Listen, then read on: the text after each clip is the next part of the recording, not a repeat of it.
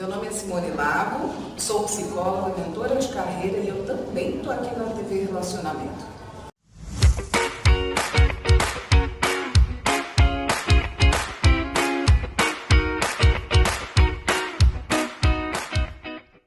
Olá, seja bem-vindo, bem-vinda ao TV Relacionamento, programa dos Santos Talks.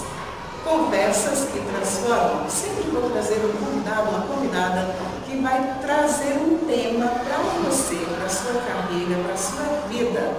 E hoje, o tema que a gente vai falar agora é longevidade. Aonde você está agora? Como é que você se vê no futuro? Você está preparado para isso? E quem eu recebo para falar desse tema é Fátima Tada. Seja muito bem-vinda, Fátima. A Fátima, a gente se conhece há algum tempo. Ela trabalha como voluntária num grande programa de mentoria que eu também faço parte já há 5 anos. E é mentoria para mulheres. E aí, lancei o desafio para ela. Fátima, vem dar uma entrevista para mim. Esse é um tema que ela gosta. Ela já fez um estudo. Ela conhece bem da causa longevidade. Mas antes de chegar na longevidade, ela está muito jovem ainda. Quem é você, Fátima? Prazer estar aqui. Eu sou uma ex-profissional de TI. Eu trabalhei 30 anos em TI, um estresse muito grande. Tive burnout, acho que várias vezes, apesar de não existir esse termo, né, eu não sabia que era isso, mas tive que tomar remédio várias vezes. Foi uma época muito difícil para mim. Tanto é que no dia que eu consegui me aposentar e sair da área, eu falei, nunca mais eu quero ver TI na minha frente, porque eu queria qualquer outra coisa que fosse mais humana, que eu trabalhasse mais como ser humano, entendesse mais o comportamento, porque foi só quando eu saí da empresa que eu vi que uma série de problemas era gerado pelo comportamento de outras pessoas. Exatamente. Aí foi nessa época que eu comecei, inicialmente eu queria passar uma experiência. Eu achava que eu tinha uma experiência, não em TI, porque a TI se atualiza e não era esse meu foco. Era no mundo corporativo, era aquele negócio de relacionamento com outras pessoas, saber lidar com os diferentes conflitos. Perfis diferentes, né? Exatamente. Então foi aí que eu comecei a estudar uma série de coisas. Eu estava muito perdida. Eu não sabia para que lado eu ia estudar e nessa época eu senti falta de uma mentoria. Olha isso. Só que o fato de eu começar a estudar muito, eu comecei a perceber que tinha muitos amigos que estavam na mesma situação que eu, começaram a me convidar para tomar café. Só que o pessoal ia tomar café com um caderninho e anotava tudo que eu falava. Eu falei assim, gente, eu já estou dando mentoria. Porque tudo que eu passava para eles, eu vi que realmente era interessante. Só que esse pessoal era realmente um pessoal, a maioria nos 50 a mais. E eu via que muita gente estava indo atrás de querendo continuar na carreira que ele já tinha. Eu falava assim, não, acho que agora está numa época de você começar a se realizar, procurar mais propósito, procurar tentar mudar um pouco essa visão que você tinha. Você tem formação em tecnologia? A tua faculdade? O que você escolheu? Sim, eu sou analista de sistemas, meu curso chamava Análise de Sistemas Administrativos. Então eu sou formada em tecnologia mesmo. Você trabalhava na sua Na área. minha área, exatamente. Essa área de tecnologia, eu até falo, né, que é grande, a gente falava que era grande porte. Grande porte. Né? Então eu trabalhava com empresas grandes, com bancos, com sistemas grandes, eu trabalhava com ERP. A gente desenvolvia, implantava, dava suporte, a gente fazia tudo. Que coisa! Você sabe que eu não sou de tecnologia, mas o meu primeiro e único emprego, que eu fui concursada no Banespa, eu trabalhei anos na área de tecnologia do banco. Então, saber falar técnicas, eu sabia. Mas não, eu sempre tive esse olhar para a gente. Eu trabalhava na área administrativa em tecnologia, mas eu sei o quanto é estressante. Quando você fala que teve burnout, que nem sabia nominar, eu te entendo. Porque quando o sistema caía, que todas as agências paravam, pobres analistas, era terrível. Tinha que se virar para botar o sistema no ar e que voltar a funcionar porque o cliente não quer nem saber, né, Fátima? Eu trabalhei um tempo, não foi todo, mas um tempo na área bancária. Então, quer dizer, o sistema de bancos tem que funcionar à noite de qualquer jeito, porque no dia seguinte vai abrir a agência e tinha horas. Exatamente. Então, eu trabalhava muito de madrugada. Parece que eu trabalhava mais de madrugada do que de dia. Por causa, foi difícil. Ainda bem que passou. Graças a Deus. E agora a gente está pensando na longevidade. Como é que vai viver daqui para frente? Então, conta pra gente aí, o que vem a ser longevidade hoje? Como é que está sendo encarado isso, então? Porque antigamente tinha-se aquela ideia de que longevidade era uma pessoa que envelhecia, era uma pessoa frágil, muitas vezes doente, que não tinha motivação. E hoje em dia não. A gente vê que as pessoas estão envelhecendo e estão ativas, com propósito, elas têm vontade de produzir, têm vontade de estar, participar da sociedade, da vida como um todo. Então, hoje, os longevos, eles têm outro propósito, que não o de antigamente, algo que se via antigamente. Mas nem todos conseguiram perceber isso. Então, a gente vê que algumas pessoas estão entrando nessa fase e não perceberam isso ainda. E às vezes as pessoas muito mais novas também não conseguem ver isso. Nem olha para frente. Você vê, é tão interessante isso que você está falando, que até o símbolo do idoso, ele já está sendo alterado, porque antes enxergava o idoso com a bengalinha. Não existe mais isso. Você vê mulheres, eu sou 60 mais, eu não ando de bengala. Você também já está no caminho 50 mais? E pronto, você vê pessoas tremendamente ativas. Agora, uma coisa, Fátima, você conversou comigo ali quando a gente estava vindo, dos pilares importantes da longevidade. Quais são esses pilares? Então, o que eu acho interessante, eles colocam muito isso como os pilares da longevidade. Só que, na verdade, são hábitos que a gente tem que ter a vida inteira para viver bem em qualquer época. Então, por exemplo, fazer atividade física é muito importante em qualquer fase da vida, principalmente na longevidade, porque aí você vai ter os músculos mais fortes, a coordenação motora, inclusive motivação, porque a atividade física melhora o humor. Ela ativa. Então, aí outro pilar que seria a alimentação. A alimentação saudável é importante em todas as fases da vida. Quando você chega na velhice com uma alimentação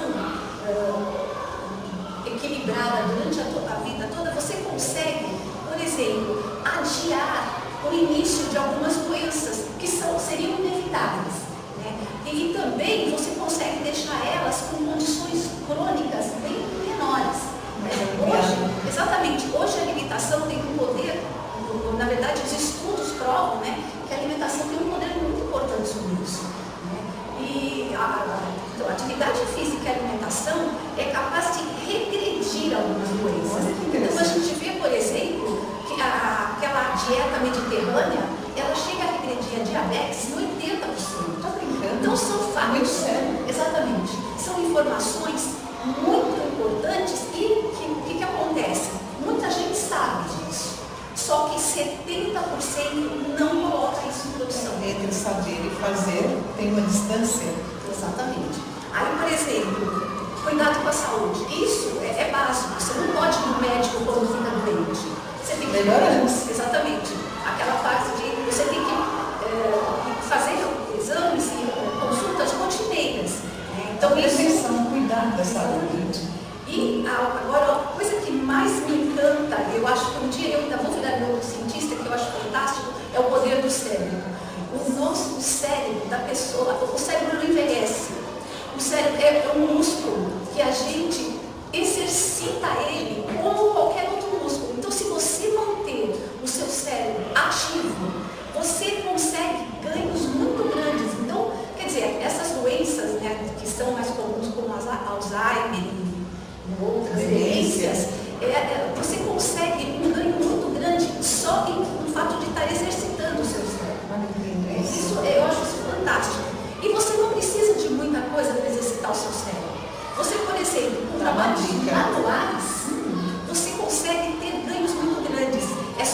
deixar de lado o celular e trabalhar trabalhos manuais, aquelas coisas, por exemplo, o crochê é fantástico.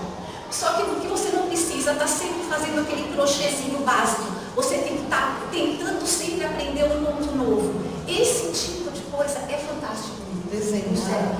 Exatamente. O cérebro do idoso, da pessoa com mais idade, ele não é tão ágil quanto o cérebro do jovem, mas ele é muito flexível. Então, o que acontece? Por isso que a gente fala da maturidade, mas realmente é isso mesmo. A pessoa com o cérebro que já tem mais idade, com essa flexibilidade, a pessoa idosa ela é mais criativa e tem mais facilidade de resolver problemas. Ela tem uma bagagem, ela carrega muita experiência ao longo da vida. Ô, Fátima, desses pilares todos, qual é o que nós negligenciamos mais? Nós, porque eu me incluo nessa, gente. Eu acho que realmente é essa parte. Bom, na verdade, eu acho que o pessoal acaba negligenciando quase todos. Eu acho que essa parte do cérebro é a parte que mais. É porque muita coisa se descobriu agora, né? Então, são coisas muito recentes que as pessoas ainda não sabem. Mas eu acho que nessa parte é a parte que mais pesa.